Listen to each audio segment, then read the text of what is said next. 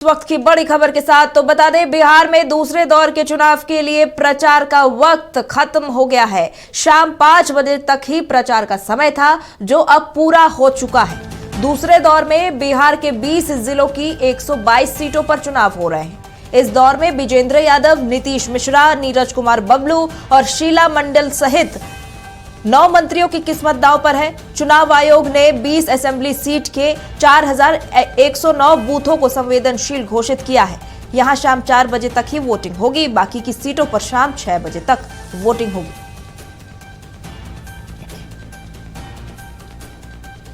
तो आज 5 बजे तक प्रचार का शोर थम गया। आज आखिरी दिन था, जिसमें सभी घटक दल जोर शोर से दमखम लगाते दिखाई दिए। अपने प्रत्याशियों के प्रचार प्रसार में सभी जुटे थे। चुनावी रैलियों को उन्होंने संबोधित किया और दूसरे दौर के चुनाव का वक्त खत्म हुआ। प्रचार प्रसार का 5 बजे तक ही प्रचार करना था, जो खत्म हो चुका है।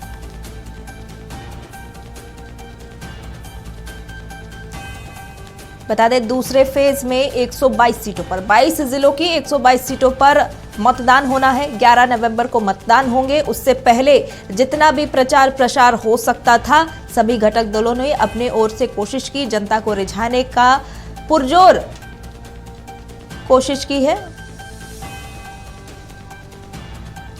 और इसी से आज चुनाव के प्रचार प्रसार का शोर थम गया है।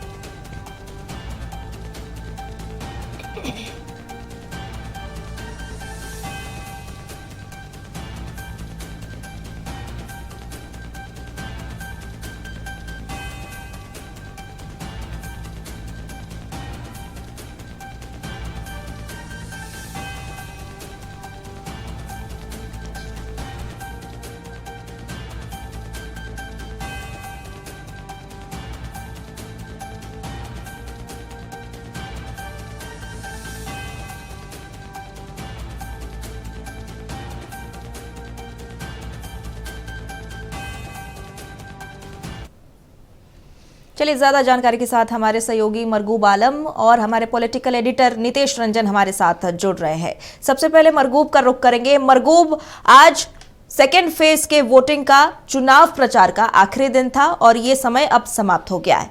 कितने पुरजोर कोशिश महागठबंधन और एनडीए दोनों ने मैदान में दिखा दिया?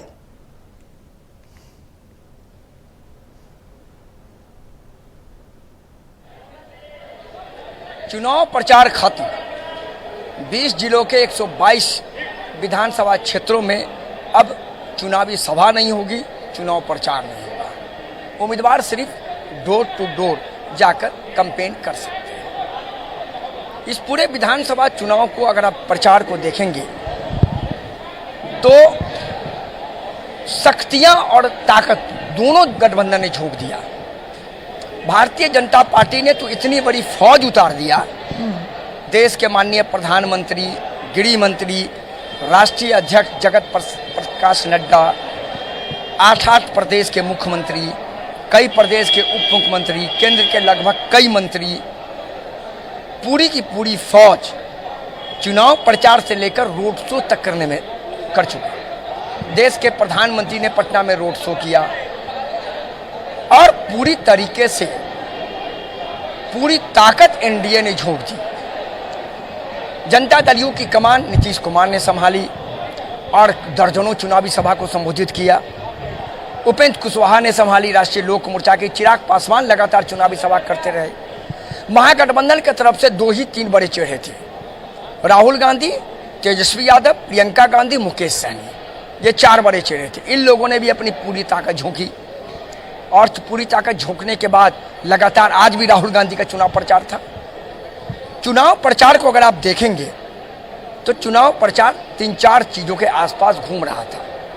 सबसे पहला जंगल राज, दूसरा कुशासन, तीसरा सुशासन और चौथा रोजगार, नौकरी और पलायन।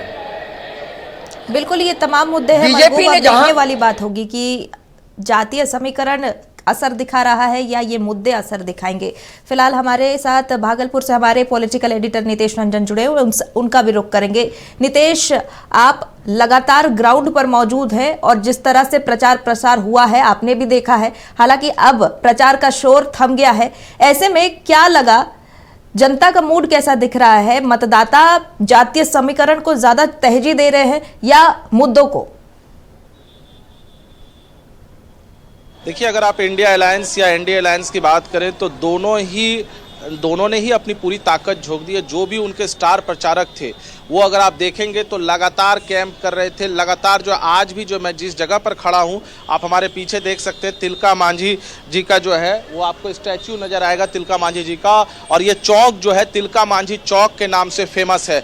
इस मतलब आप तिलका मांझी का जो आंदोलन में आप अगर देखेंगे तो देश के आंदोलन में एक माने बड़ा जो है उनका रोल रहा है कि किस तरीके से उन्होंने संथाल जाति से आते थे और संथाल के लिए किस तरीके से उन्होंने जो है आंदोलन किया है, तमाम चीज़ों को लोग जानते हैं। और ये वही चौक है जिस चौक से एक तरफ अगर आप जाएंगी तो डीसी कार्यालय है, दूसरी तरफ जो है जितने कॉलेजेस हैं वो है, और हमारे ठीक फ्रंट पे जो है वो गंगा का पुल है जो 0 माइल कहा जाता है। 0 माइल से जो है नौगछिया की ओर जाया जाता है, मैंने पूर्णिया अगर आपको जाना हो तो आप उस तरफ से जा सकते हैं। अब बची बात समीकरण की अगर आप बात करेंगे तो पल पल समीकरण बदलते हैं। यहाँ की अगर आप प्रॉपर अगर भागलपुर की बात करें, भागलपुर जिले की, तो यहाँ पर 7 विधानसभा सीटें हैं। जिस 7 विधानसभा सीट में अगर 2020 के चुनाव को अगर हम देखें तो 7 में से 2 विधानसभा सीट जो है वो आपको इंडिया अलायंस के पास थी। भागलपुर की सीट जहाँ मैं खड़ा हूँ वो कांग्रेस के पास, अजित शर्मा जो है कांग्रेस से विधायक हुआ करते हैं उनके पास, और वहीं पर नाथनगर की सीट जो है वो आरजेडी के पास थी। लेकिन इस बार के अगर चुनावी समीकरण को आप देखेंगे तो खासकर भागलपुर सीट जो है वो काफ़ी टफ हो गया है कांग्रेस के लिए भी, क्योंकि यहाँ पर अगर आप रोहित पांडे जो बीजेपी से उम्मीदवार हैं, महज 900 वोट से पिछली बार चुनाव हारे थे और पार्टी ने एक बार फिर से उन पर भरोसा जताया, जिसके कारण यहाँ पर अश्वनी चौबे के जो पुत्र हैं वो लोग काफ़ी कयास लगाए जा रहे थे कि उन लोगों को हो सकता है कि टिकट मिल जाए, लेकिन वो टिकट नहीं मिला उन लोगों को, और टिकट ये इनको मिल गया रोहित पांडे को। तो रोहित पांडे एक मजबूत दावेदारी दे रहे हैं क्योंकि मात्र 900 वोट से ही अजित शर्मा जीते थे।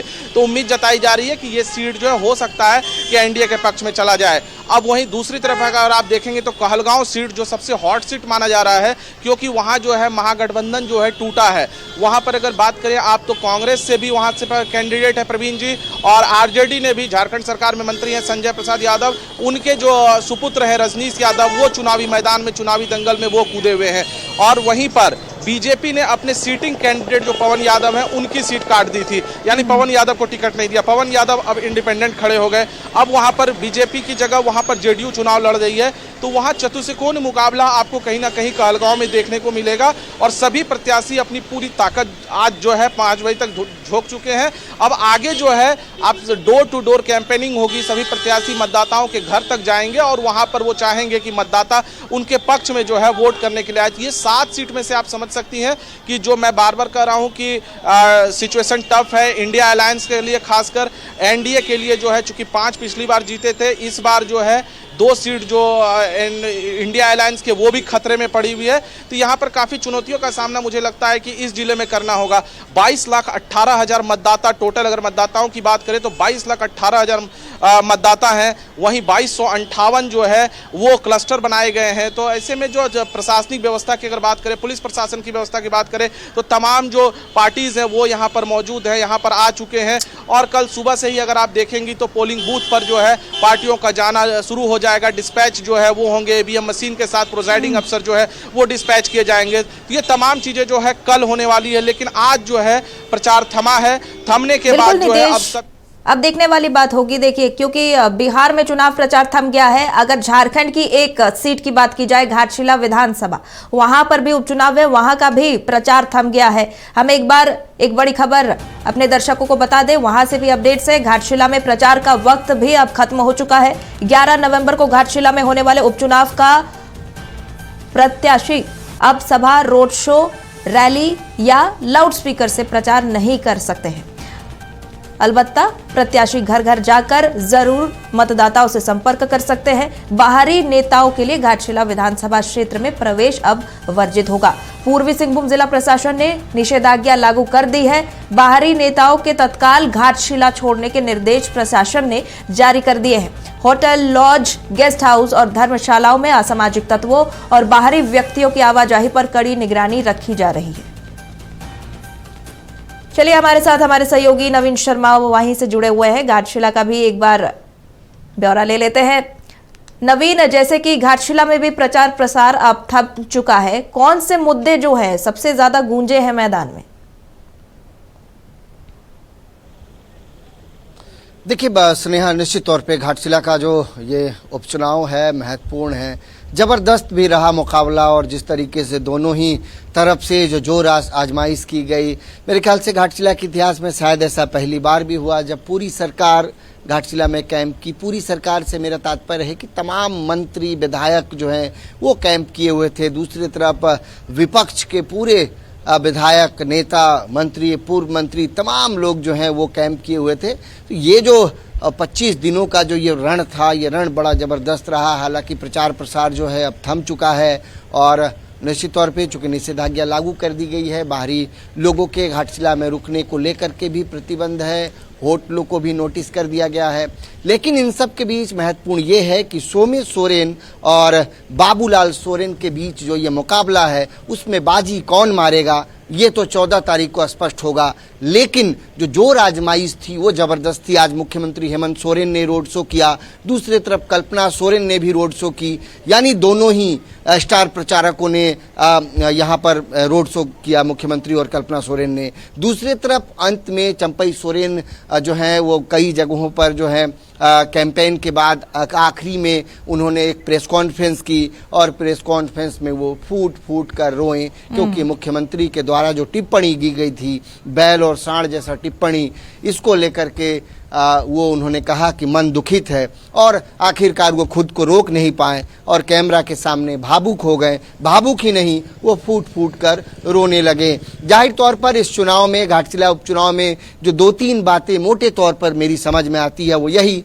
कि चंपई सोरेन पूरे इस चुनावी कैंपेन में आदिवासी अस्मिता की मुद्दा को उठाते रहें, आदिवासी अस्मिता की बात करते रहें। दूसरी तरफ झारखंड मुक्ति मोर्चा जनरल वोटरों के बीच कैसे उनकी पैठ बनी रहे, इसको लेकर के उनका फोकस्ड रहा। और कुल मिलाकर के जो है ये लड़ाई घाटशिला उपचुनाव की, ये आदिवासी अस्मिता और कहीं ना कहीं ये जो मुद्दा बनेगा या नहीं बनेगा, क्योंकि ये जो सांथाली वोटर हैं, जो आदिवासी वोटर है, चूंकि सुरक्षित सीट है, गढ़ माना जाता है झारखंड मुक्ति मोर्चा का। भारतीय जनता पार्टी सिर्फ एक बार ही यहाँ पर चुनाव जीत पाई थी, वो भी विपरीत समीकरण बने थे 2014 में, हालात कुछ और थे, आज हालात कुछ और हैं। एक चीज़ और है कि अभी 1 साल भी नहीं हुआ है जब यहाँ से जो है रामदास सोरेन ने चुनाव जीता था, तो क्या कुछ हालात बदल गया इतने 1 साल में? मुझे नहीं लगता है कि बहुत ज़्यादा ऐसे कुछ हालात बदल गए कि स्थितियां बहुत ज़्यादा विपरीत हो झारखंड मुक्ति मोर्चा के लिए। हाँ, लेकिन जिस तरीके से भारतीय जनता पार्टी ने संगठनात्मक रूप से यहाँ पर जो मेहनत की है, मुझे लगता है कि ये मुकाबला बड़ा दिलचस्प होगा और देखना होगा 11 तारीख को आखिर किसके पक्ष में यहाँ पे मतदाता अपने मत को लुटाते हैं। बिल्कुल, किसके पक्ष? बिल्कुल, बहुत बहुत धन्यवाद हमारे साथ जुड़ने के लिए नवीन। अब देखने वाली बात होगी, क्योंकि घाटशिला का उपचुनाव है, ये भी अहम है और जेएमएम का गढ़ माना जा रहा है। लेकिन चंपई सोरेन ने आज जिस तरह से अपने आंसू बहाए, उसका असर भी मतदाताओं पर होता है या नहीं, ये देखने वाली बात होगी। फिलहाल एक बार हम फिर से बिहार का रुख करेंगे, क्योंकि वहां पर भी प्रचार प्रसार थम चुका है। हमारे साथ मरगूब आलम जुड़े हुए हैं। मरगूब, जिस तरह से चुनावी रैलियां प्रधानमंत्री मोदी और तेजस्वी यादव ने की है और जो जो मुद्दे एनडीए के खेमे से हो या महागठबंधन के खेमे से उठाए गए हैं, क्या लग रहा है कि मतदाता प्रभावित हुए हैं? क्योंकि जिस तरह से बम्पर वोटिंग की बात पहले फेज के मतदान में किया जा रहा है, महागठबंधन दावे कर रही है कि ये बम्पर वोटिंग बदलाव की ओर इशारा कर रहा है, बदलाव की ओर संकेत दे रहा है। तो कहीं ना कहीं सेकेंड फेज को लेकर जोर शोर से धुआंधार प्रचार प्रसार हुआ है, लेकिन जो मुद्दे चाहे एनडीए हो या महागठबंधन उठाए हैं, मतदाता पर कोई भी असर नजर आ रहा है?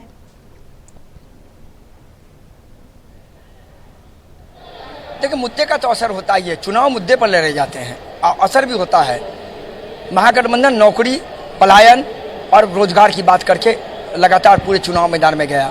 भारतीय जनता पार्टी लालू प्रसाद यादव के जंगलराज कुशासन को लेकर के मुद्दा बनाया।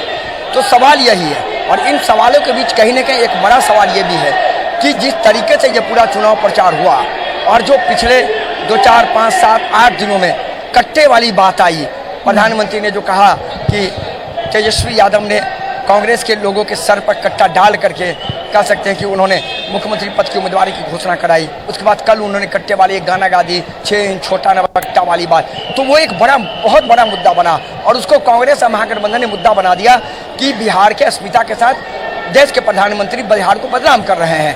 साथ ही साथ एनडीए जंगल राज को मुद्दा बनाती रही है, जंगल राज आ जाएगा, घुसपैठिया को मुद्दा। आज भी अमित शाह ने कहा कि हमें घुसपैठियों का वोट नहीं चाहिए, एक एक घुसपैठिया को यहाँ से उखाड़ के फेंकेंगे, जबकि महागठबंधन का ये घुसपैठिया है कहाँ, आप लिस्ट जारी कीजिए। तो मुद्दे हैं, इन्हीं मुद्दों पर चुनाव लड़ा भी जाता है और इन्हीं मुद्दों पर महागठबंधन और एनडीए ने चुनाव लड़ा है। असर मुद्दों का होता है, लेकिन किन मुद्दों पर जनता ज़्यादा भावुक होती है, किन मुद्दों पर जनता ज़्यादा ध्यान देती है, किन मुद्दों को जनता ये समझती है कि नहीं हमें इन मुद्दों पर वोट करना चाहिए, वो तो 11 को और रिजल्ट 14 को बता पाएगा। लेकिन जो वोट का ट्रेंड बढ़ा है 60%, ये महागठबंधन का दावा है कि वो वोट बदलाव का वोट है, जबकि एनडीए का कहना है कि ये वोट महिलाओं का वोट है, महिलाओं के रोजगार का सशक्तिकरण को लेकर जो नीतीश कुमार ने काम किया उसका वोट है। तो अलग अलग मुद्दे हैं, अलग अलग मामले हैं, लेकिन फैसला 14 को होगा। लेकिन इतना जरूर है कि इस बार का बिहार विधानसभा का चुनाव प्रचार ही बहुत दिलचस्प रहा, प्रचार दिलचस्प रहा, चुनाव दिलचस्प रहा, इसलिए कि बम्पर वोटिंग हुई। 11 को देखना है क्या वोटिंग होती है, लेकिन रिजल्ट भी बहुत दिलचस्प होने वाला है। आप 14 तारीख को इंतजार कीजिए, हमारे साथ आप भी बने रहिएगा, हमारे सभी सहयोगी भी रहेंगे, लेकिन रिजल्ट भी बहुत दिलचस्प होने वाला है। जी बिल्कुल, ये रण और कितना दिलचस्प होगा नितेश, हम आपसे समझेंगे। हम बात कर रहे थे बिहार विधानसभा चुनाव के सेकेंड फेज के वोटिंग की, जो 11 नवंबर को होगी और उसके लिए प्रचार प्रसार अब थम चुका है। अब प्रत्याशी डोर टू डोर जाकर जनसंपर्क कर अपना प्रचार कर सकेंगे। लेकिन जिस तरह से चुनावी मैदान में स्टार प्रचारकों ने दमखम लगाया है, उसका असर जनता पर कितना पड़ा है, ये हम जान रहे हैं हमारे सहयोगियों से। हमारे साथ भागलपुर से नीतीश रंजन हमारे पॉलिटिकल एडिटर जुड़े हुए हैं, उनसे जानेंगे। नीतीश, जिस तरह से चुनाव प्रचार हुआ है और भागलपुर में प्रधानमंत्री की रैली हुई, तो महागठबंधन ने तो अपने तरफ से तमाम बड़े दावे किए हैं, लेकिन प्रधानमंत्री के अ से अपहरण और फ से फिरौती वाला दांव कितना असर डालेगा? नहीं, देखिए चुनावी मुद्दे हैं, प्रधानमंत्री आएंगे तो अपनी बातों को रखेंगे ही, और प्रधानमंत्री ने अपनी बातों को रखा, लेकिन उसका असर कितना होगा, क्या भागलपुर जैसी सीट जो है, जो इम्पॉर्टेंट सीट है, अगर इस जिले की 7 विधानसभा सीट को आप देखें तो वो काफ़ी महत्वपूर्ण सीट है। इसमें से चूंकि एनडीए के लिए करने के लिए है, एनडीए को 5 से 7 तक पहुंचना है, और आप अगर इंडिया अलायंस को देखें तो उनको 2 से 7 तक पहुंचना है। तो अब देखना ये होगा कि एनडीए में खिसकाव होता है या किस में, लेकिन इतना तय माना जा रहा है कि इस बार का जो चुनाव है वो काफ़ी चुनौतियों से भरा है। जो आप अभी मरगूब से बात कर रही थी वोटिंग परसेंटेज बढ़ने की, तो आप देखें कि वोटिंग परसेंटेज अगर बढ़ता है तो वो सब भी अब एक कहें कि एक मिथ्या सा चीज़ हो गया है कि आप वोटिंग परसेंटेज बढ़ा तो हो सकता है कि गवर्नमेंट जो है कहीं ना कहीं बदल जाए, इस तरीके का सिनेरियो रहता है। लेकिन देखें कि झारखंड में ही वोटिंग परसेंटेज बढ़ा था, महाराष्ट्र में वोटिंग परसेंटेज बढ़ा था, वहाँ दोनों स्टेट में वोटिंग परसेंटेज बढ़ा, लेकिन दोनों स्टेट में जो गवर्नमेंट थी वो रिपीट हो गई। वहीं आप अगर देखेंगे कि वोटिंग परसेंटेज घटने के कारण, पहले ये माना जाता था, घटने के कारण ये माना जाता था कि नहीं अब जो है सरकार जो है वो रह सकती है। तो दिल्ली में अगर आप देखेंगे तो दिल्ली की सरकार बदल गई, वोटिंग परसेंटेज वहाँ के घटे थे। ये तमाम चीज़ें हैं जो ये आप कह नहीं सकती हैं कि अगर 10% वोट जो है पिछली बार की तुलना में इस बार 121 सीटों पर बढ़ा है तो उसके मायने क्या होंगे। 75 साल के इतिहास में यदि पहली बार इतनी बम्पर वोटिंग हुई तो ये क्या करेंगे, ये वोटर किधर जाएंगे, ये एक आप सिनेरियो जो है वो किधर भी जा सकते हैं। अब जो है ये नहीं माना जा सकता है कि नहीं वोटिंग परसेंटेज अगर बढ़ा है तो वो शहरी मतदाता बढ़े होंगे, शहरी मतदाता बढ़े हैं तो इसका अर्थ है कि बीजेपी के पक्ष में जाएगा। तो ये सब भी अब लगता है कमोबेश थोड़ा सा जो है शहरी मतदाता का झुकाव भी जो है बीजेपी के बियॉन्ड जो है पार्टियों पर हो रहा है। तो ऐसे में अभी का जो सिनेरियो है ना उसमें आप ये कुछ एकदम डायरेक्ट नहीं कर सकते, लेकिन इतना जरूर है कि फाइट है और ये कोई भी नहीं कह सकता है कि पहले चरण में भी अगर 121 विधानसभा सीटों के चुनाव हुए तो एनडीए पूरी पूरी तरह से जो है बहुमत की ओर है या इंडिया अलायंस बहुमत की ओर है, टक्कर हर जगह है। हाँ, एक चीज है जो मुझे देखने को मिला, मैं कई विधानसभा सीटों पर गया, प्रशांत किशोर का असर मुझे नहीं दिखा। जो सोशल मीडिया पे जिस तरीके से प्रशांत किशोर हावी थे, अगर आप देखेंगे तो प्रशांत किशोर हमेशा ये लग रहा था कि जिस तरीके से उनके बॉडी लैंग्वेज, उनके बात करने का तरीका, जो भी चीजें थी, लग रहा था कि वो जो है राजनीतिक दृष्टिकोण से मुझे लगता है कि यहाँ पर पार पाएंगे। मैं एक इंटरव्यू उनका सुन रहा था, उसमें उन्होंने कहा था कि देखिए 10 से अगर नीचे आएगा तो ठीक है, मुझे लगता है कि मैं 125 के पार रहूंगा। लेकिन ये तमाम चीज़ें जो मुझे लगता है कि ये दिखा नहीं मुझे। भागलपुर में भी मैं घूम रहा हूँ या तमाम जगहों पर घूम रहा हूँ, मैंने इससे पहले जो है पहले चरण के चुनाव में घूमा, तो एक लग रहा है कि उनका जो एक ट्रायंगल बनने का सिचुएशन था वो ट्रायंगल नहीं बनता दिख रहा है। मैंने हो सकता है सीटें आएंगी लेकिन उस मार्जिन में कहीं भी वो टिकेंगे नहीं। अब जो भी टक्कर है वो इंडिया बनिस्पत एनडीए है। अब इसमें ये देखना है कि कई ऐसी सीटें हैं जिस पर कि महागठबंधन के प्रत्याशी उतर गए। मैंने आपको कहलगांव का चर्चा किया कि यहाँ कहलगांव की सीट जो है बिल्कुल नितेश, ये अहम होगा देखना, क्योंकि अब सिर्फ जनता के हाथ में फैसला तय है और 9 मंत्रियों के शाख विदाओं पर अटके हुए हैं इस बार सेकेंड फेज के चुनाव में। एक बार मरगूब का रुख करेंगे। मरगूब, अब तो चुनाव प्रचार हो चुका है, अब बस वोटिंग की बारी है, तो जानना चाहेंगे जिस तरह से बम्पर वोटिंग फर्स्ट फेज में देखने को मिला, क्या संभावना है कि सेकेंड फेज में भी इसी तरह की बम्पर वोटिंग जो है वो देखने को मिलेगी, और सुरक्षा और प्रशासन की क्या कुछ तैयारियां हैं?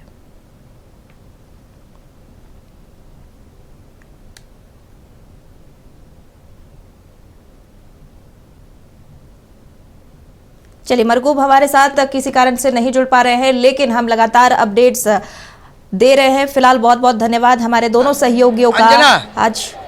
चलिए, मरगूब हमारे साथ जुड़ गए एक बार। मरगूब, एक अंतिम प्रकाश डाल दीजिएगा इस बात पर कि जिस तरह से बम्पर वोटिंग फर्स्ट फेज के चुनाव में देखने को मिली, सेकेंड फेज में भी वही दृश्य देखने को मिलेगा, और प्रशासन की ओर से सुरक्षा को लेकर क्या कुछ तैयारियां की गई है?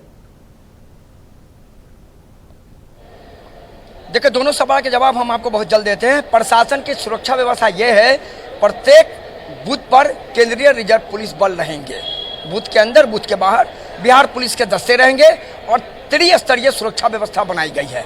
क्विक रिस्पांस टीम को लगाया गया है प्रत्येक बूथ के आसपास। दूसरा, आपने कहा कि बम्पर वोटिंग का दूसरे चरण में भी बम्पर वोटिंग होगी, और एक हम आपको और जानकारी संकेत दे देते हैं, बम्पर वोटिंग, साइलेंट वोटिंग, ये खतरनाक है। ये किसे सत्ता दिला पाएगी का पाना मुश्किल है। बम्पर वोटिंग और साइलेंट वोटिंग दोनों बिहार विधानसभा चुनाव में खतरनाक है, और दूसरे चरण में भी ये होने जा रहा है। अंजना, बिल्कुल मरगूब, अब देखने वाली बात होगी कि आखिर क्या कुछ होता है। सब कुछ जनता के हाथ में। बहुत बहुत धन्यवाद आप दोनों का हमसे जुड़ने के लिए।